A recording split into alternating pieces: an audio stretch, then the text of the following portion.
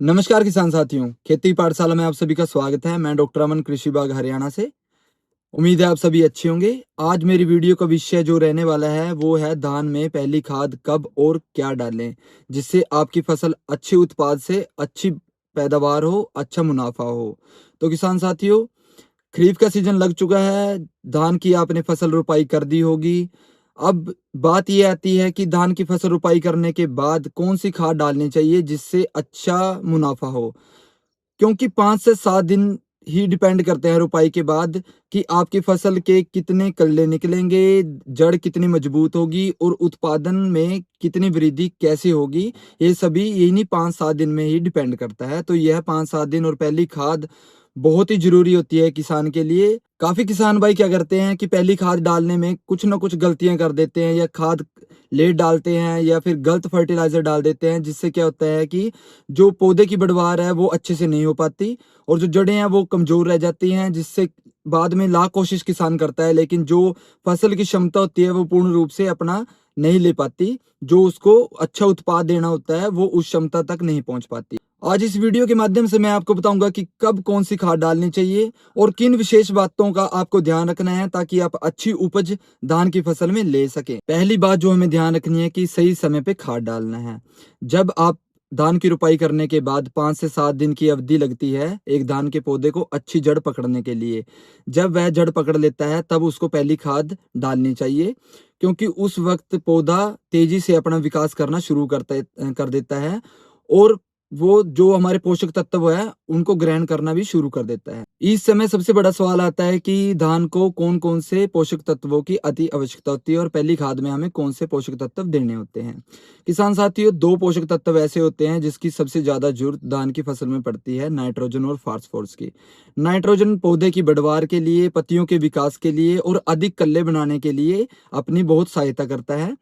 दूसरा फास्फोरस जड़ों की मजबूती के लिए, क्योंकि जड़ों को मजबूत करना बहुत जरूरी होता है ताकि आगे पौधा जो है अच्छे से स्थापित होके तेजी से वृद्धि कर सके और अच्छा उत्पाद दे सके। किसान साथियों, यदि आपने धान की फसल की अंतिम तैयारी के समय कोई भी फास्फोरस युक्त खाद नहीं डाला है, तब आप पहली खाद के अंदर 35 से 40 केजी यूरिया व 30 से 35 केजी फास्फोरस यानी डीएपी यूज कर सकते हैं। यदि आपने पहले ही डीएपी का प्रयोग कर चुके हैं या फास्फोरस का प्रयोग कर चुके हैं तो आपने दोबारा से किसी भी तरह का, चाहे आपने एनपीके भी यूज किया है, आपने डीएपी नहीं डालने की कोई भी जरूरत नहीं होती फसल के अंदर। फिर आपने यूरिया के साथ 33% जो जिंक सल्फेट आती है, 6 से 7 केजी आप ले सकते हैं। उनको अच्छे से मिलाकर आप इसका प्रयोग कर सकते हैं। ये बहुत ही लाभकारी साबित होती है धान की फसल के लिए। इसमें पौधे के अंदर जिंक की कमी नहीं होती और जो शुरुआती बढ़वार है वो बहुत ही बेहतरीन होती है। एक कुछ बातें हैं जो आपको बहुत ही समझने की जरूरत है किसान साथियों। जिंक सल्फेट को कभी भी डीएपी या कभी फास्फोरस के साथ नहीं डालने चाहिए, क्योंकि जो फास्फोरस होता है उसके साथ जिंक का रिएक्शन होने की वजह से जिंक अपना जो उपलब्धता है वो अच्छे से नहीं शो कर पाती और बहुत ही कम उसका रिजल्ट मिलेगा आपको। इसलिए अगर आपने पहली खाद के अंदर डीएपी डाला है तो कोशिश कीजिए कि जिंक को आप बाद की खाद के में ही प्रयोग कर सके। किसान साथियों, अगर आप पहली जो शुरुआत है उसकी बढ़वार को अधिक मजबूत बनाना चाहते हैं तो आप पहली खाद के साथ सीवीड एक्सट्रैक्ट का भी प्रयोग कर सकते हैं।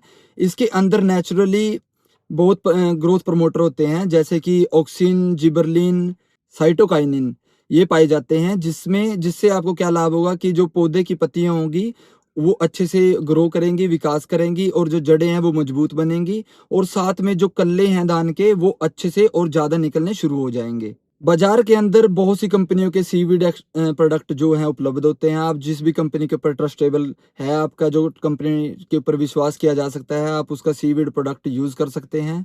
खाद डालते समय कुछ सावधानियां रखनी जरूरी है ताकि आपको उसका बेस्ट रिजल्ट मिल सके। किसान साथियों, अगर आपके खेत में बहुत ज्यादा पानी भरा हुआ है तो जो अतिरिक्त पानी है उसको निकाल दें।